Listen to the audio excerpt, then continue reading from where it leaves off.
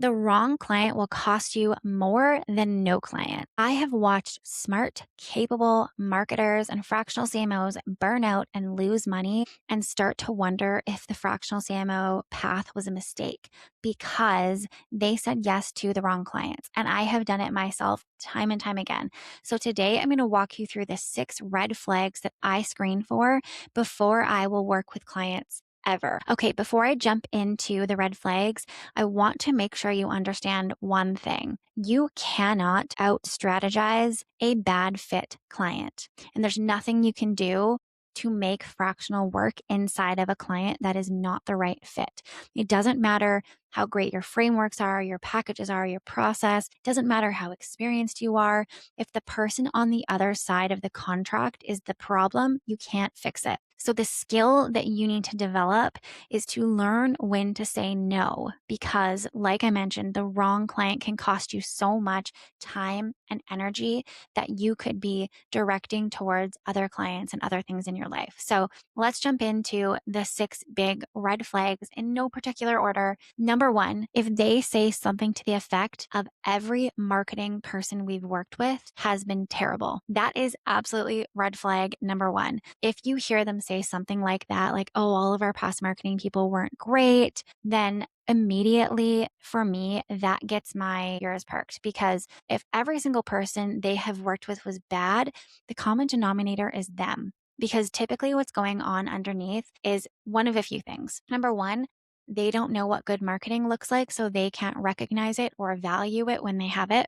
Number 2 is they are very unclear on what they want or what they're looking for. So they're just out there guessing. And when someone's not meeting their invisible expectations, they're unhappy. Or number 3, they're impossible to work with. I have had clients where they've got shiny object syndrome and they are constantly changing the direction of the company. And as a marketing leader, that is very difficult to keep up with. So if they have had bad experiences with all of their marketers in the past, I caution you to ask some questions. The things that I typically ask them would be things like, walk me through what has worked and not worked with the past marketing hires. Specifically, what about working with them made you unhappy or was a bad experience? That tells you so much about what actually was going on, and try to read between the lines and ask some follow-up questions so you feel really clear on the details. Okay, red flag number 2, no team or a high team turnover. So strategy without execution is going to leave you in a place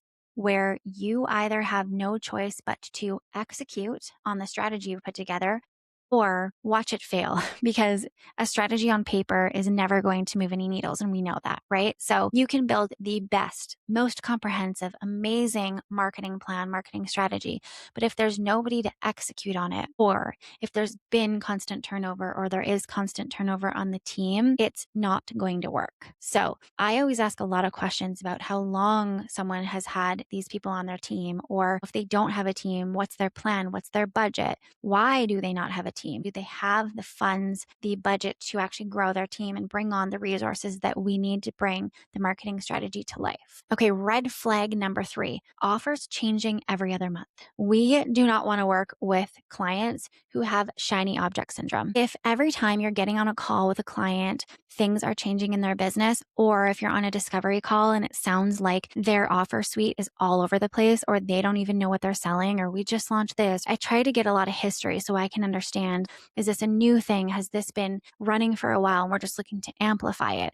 If you see any indication of shiny object syndrome, that is very, very hard to work with, because that founder, no matter what strategy you put in place, no matter what they agree to, they will be changing their mind all the time, which makes it really, really hard as a CMO to see any progress and get any actual results. Red flag number 4, sales declining. So this was just a me thing. I decided way at the start of doing this that I don't want to be the fix-it CMO. I don't want to come into a business that's declining, whether it is the industry that's suffering, or the founder has maybe lost interest, or something has happened in the business to cause the sales to decline. I don't like being in a position where things are feeling desperate and they're bringing me in as like a Hail Mary to save the day. I would much rather work with clients who are on an upward trajectory year over year and are really looking to take things to the next level. It's just a different energy. And for me, it's much more exciting to be working on amplifying something that's working rather than trying to save a sinking ship. So typically, I ask a lot of questions in discovery around their sales, what their sales have been in the past historically, if there is any declines, why, if there's certain shifts that they have done in strategy that have been intentional. That's different for me than just across the board, things are declining. Okay, red flag number 5, no corporate experience. So this is not necessarily a deal breaker, but it is something that I have noticed that really changes the experience of working with a founder. If a founder has never worked inside an actual larger company, I find a lot of them, especially in the online business space, have a very unrealistic expectation around business in general, marketing and how quickly results can happen, the cost of things, process for things, and just really what it takes to grow a business. And so I find working with people like that can be really difficult because they're just kind of on their own planet.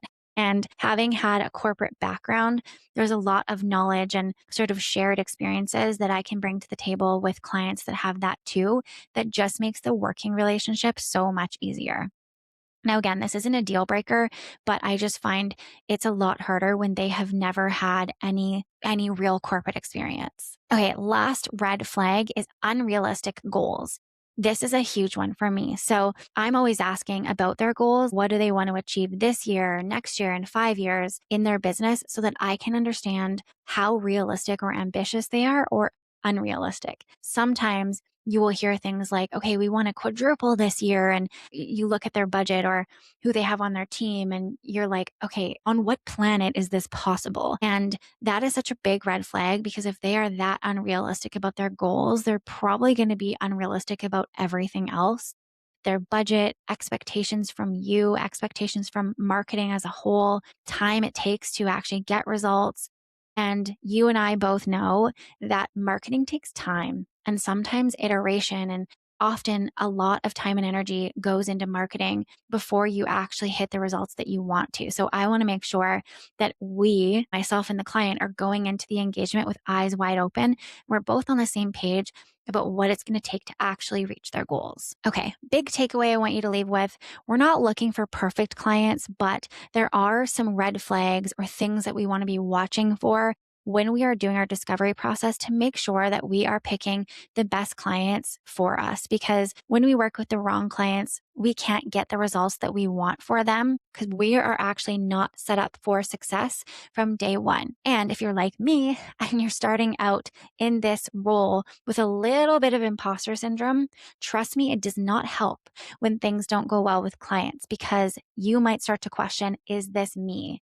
And I have been lucky enough to have some great friends and an amazing coach along the way that has helped remind me, hey, Jess, you actually were working with the wrong client. This was never going to work anyways. So it's not about you. So I now am so discerning around who I take on as a client and who I work with because I know how important that is for me to be able to get them results and for me to also enjoy the work that I do. If you're a marketer who's transitioning into fractional CMO work, or you're a fractional CMO and you want to know exactly how to find, sell, and work with high ticket fractional clients, Fractional CMO School is open for enrollment, and I share absolutely everything that I have built.